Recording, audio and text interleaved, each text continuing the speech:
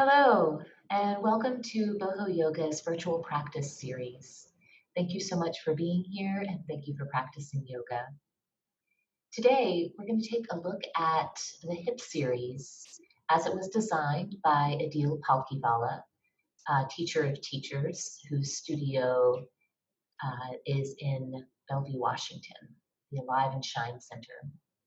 You can check out more about Adil and his wife, Sabriti, and their beautiful work with yoga and meditation um, on their website.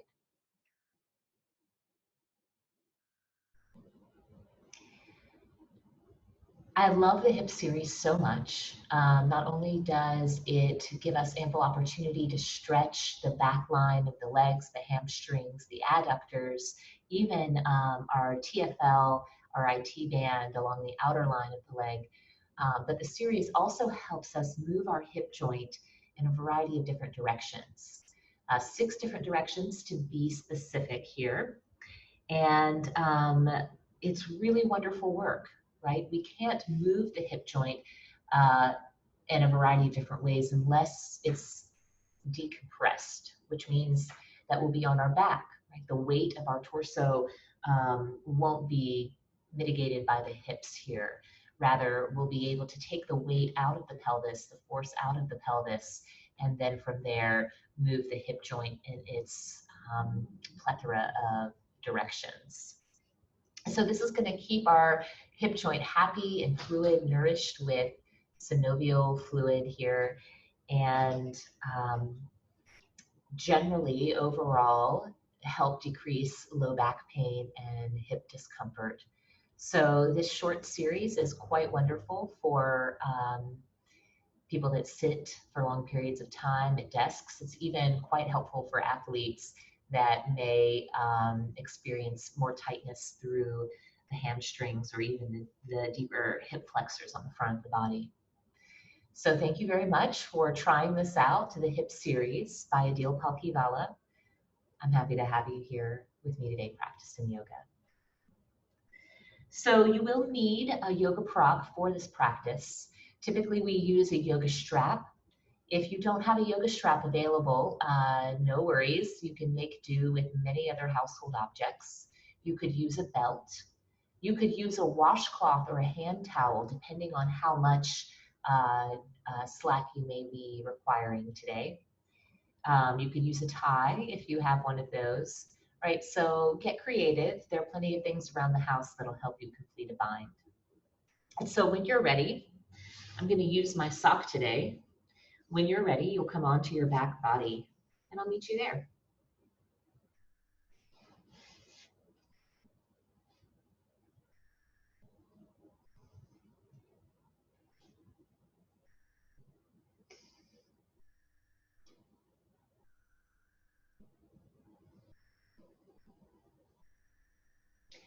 We'll begin today bringing the hip into flexion by first drawing the right knee in and then extending the leg overhead. You could decide to point and flex your toes and just kind of loosen up a little bit through the back line of the leg, circle your ankle here. And then when you're ready, you'll take your strap and place it over the top of your foot. So you can see here that my arms are straight.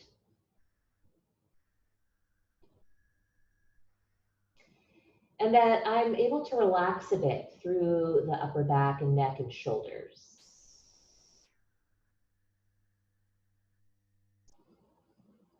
Please breathe deeply in and out, keeping both legs active.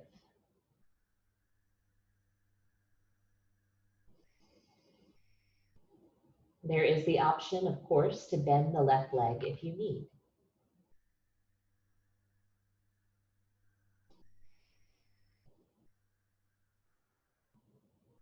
Let's be here for 2 more breaths.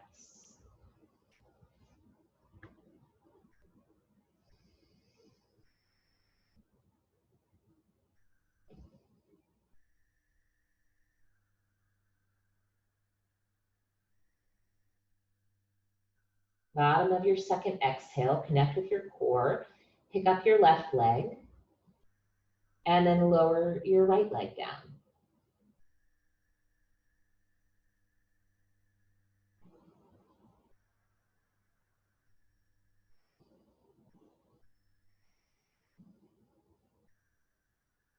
Smooth, steady breath here, jaw is relaxed.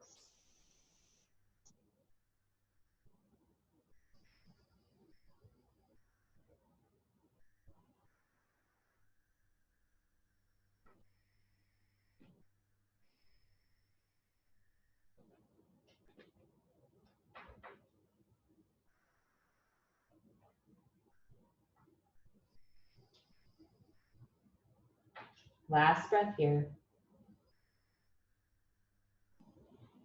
Bottom of the exhale, pick up the right leg. Release the left leg.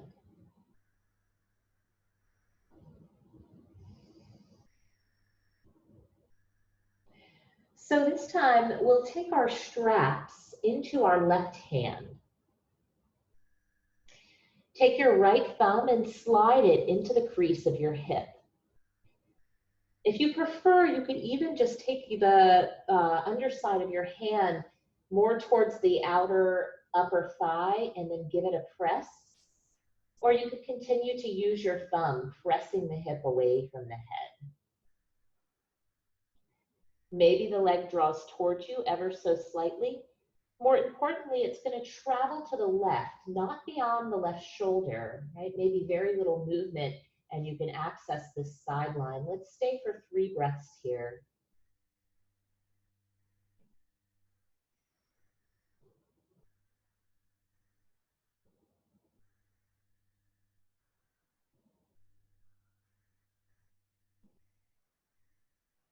Last breath, lifting into the inner arch of your right foot.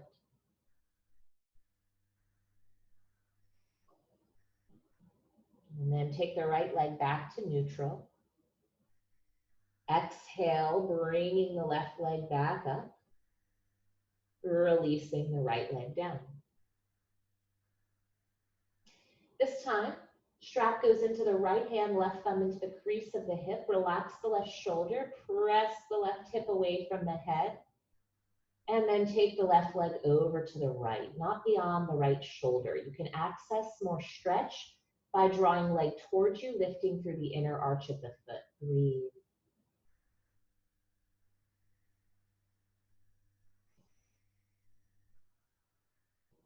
Keep the jaw soft.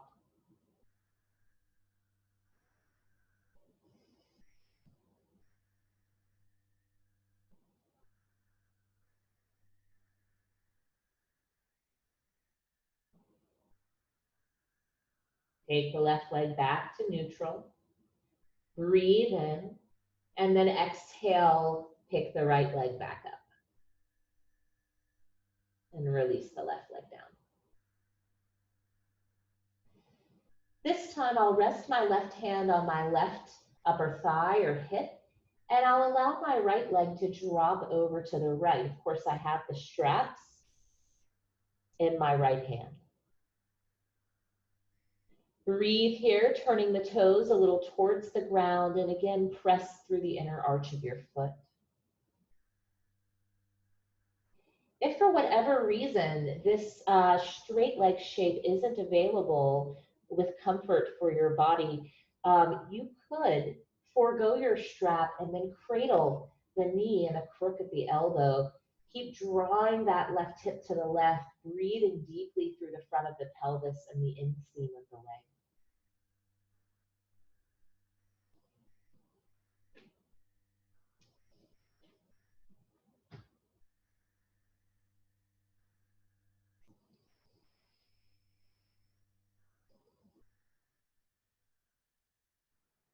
One more full swell of breath. Exhale, bringing the right leg back up. Before I lift my left leg, I'm going to lower my right leg back down, give it some reach and lower it down. And then I'm just going to rock the right leg out. So I'll just flush that hip joint with that nutrient-rich synovial fluid. And pause between sides, observe the effects of your work. And then we'll even out here, drawing the left knee into the chest, extending the left leg overhead, strap over the arch of the foot, and then when you're ready, allowing the left leg or the left knee to drop to the left.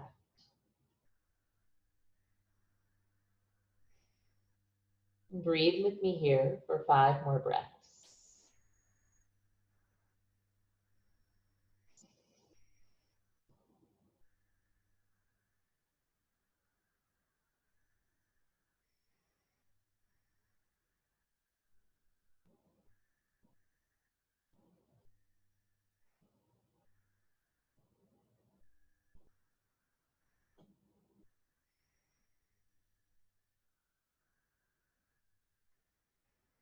Bottom of the exhale, pick your left leg back up. And release the left leg down. Rock the leg out. So now we've done 3 movements for the hip joint. We've done flexion, we've done adduction, and we've done abduction. We're going to move now into internal rotation. Please bend your knees. Walk your feet wider than the mat. I like to spend a few moments here just rocking back and forth from side to side, and this may be where you want to remain. As my knee rolls in, internally rotating at the hip, I'll stretch my thigh bone towards the knee. Give it a little reach, a little traction of your thigh bone. And now you have the option to drop the right leg in. Keep it there. Take a look that the knee is lined up with your hip and with your shoulder. You can flex the right foot. If the low back or knee is tender, then you could place some support up underneath the knee. If you're feeling okay here, try stacking the outer edge of your left foot on your right thigh, letting the weight of the left foot assist the right knee towards the ground. You could also drag your right thigh bone towards the knee using the outer edge of your foot here. Please breathe.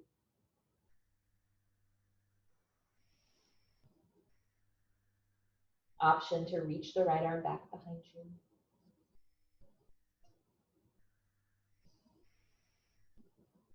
Let's find one more full breath in your deep internal rotation.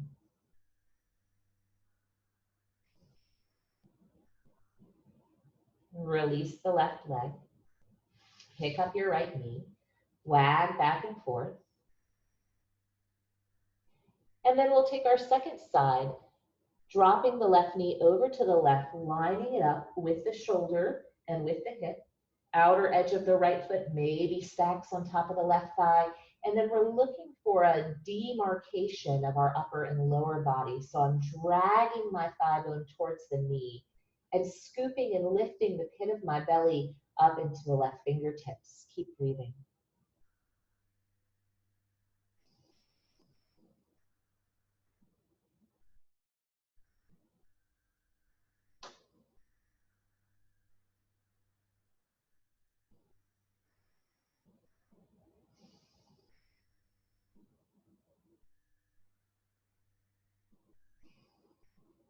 Let's release the right foot, bring the left knee back up, wag it out. I'll offer you the modification for the external rotation. I find it a little more accessible than the original form. So to begin there, I'll start with my left leg straight on the ground, and I'll cross my right ankle over my left thigh, creating the shape of a 4. Take the right hand to the right inner thigh, the left hand to the left hip. Breathe in. As you exhale, press your right thigh bone towards your right knee using your hand, and use the left hand to pull diagonally up away from the right hand.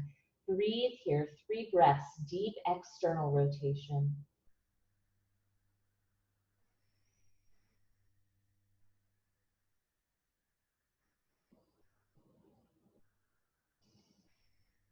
You'll notice a palpable difference as you release the hands, letting everything slide back into place. Here's something I add on. I just drop my right foot to the ground and then I press a little, elevating the right hip just to activate a bit. We'll release there. Let's go ahead and switch sides, crossing the left ankle over the right thigh. I'll clip my left toes to the outside of the right leg, press the foot into the leg. Right hand finds the right hip bone, left hand to the left inner thigh. Please breathe in, and then as you exhale, send them in opposite directions. Breathe here, tractioning left thigh bone to knee.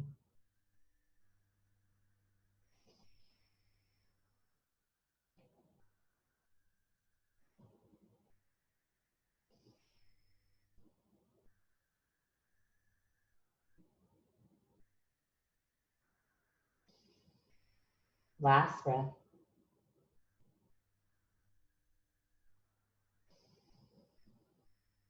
And then release. Drop your left foot to ground, press into the foot, hover the hip for a moment. Okay, and then release there, rock it out. So moving on to our sixth and final direction for the hip joint, that would be extension.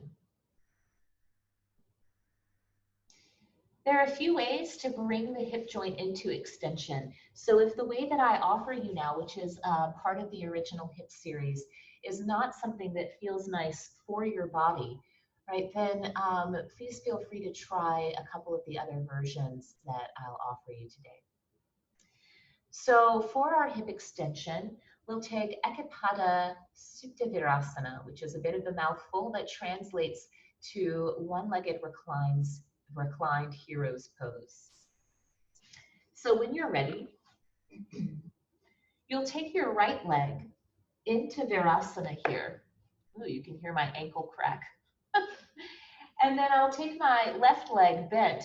I'll lift up my hips and kind of shimmy my hips towards the knee, and then I'll settle back down. For those of you that are experiencing a little bit of discomfort with the pressure of the body and the ankle extension, you could take your washcloth now, or a towel, or a corner of a blanket, and make a roll here to place up underneath the ankle for support. If this bothers the knee, however, let's try a different shape. When you're ready, you'll start to head back towards your back body. We're just going to be here for about 5 breaths. You could stay on your forearms, or you could come all the way down to your back body. Keep tractioning your thigh bone towards your knee, and if this shape is comfortable for you, do stay there. I'll show you some alternatives, and then you can choose your medicine. Please stay there for about 5 to 6 breaths total, and then switch sides. And then if you're looking for the modification, right, you could come onto the belly, take the weight out of the shape. And then here you'll see we're in a very similar position, just in the prone position. Here you're going to reach your thigh bone towards your knee, and then play around with the position of your pelvis, right? Pressing the pubic mound towards the ground. Keep tractioning the quad. And then the other hip extension modification I'd like to show you is at the wall. So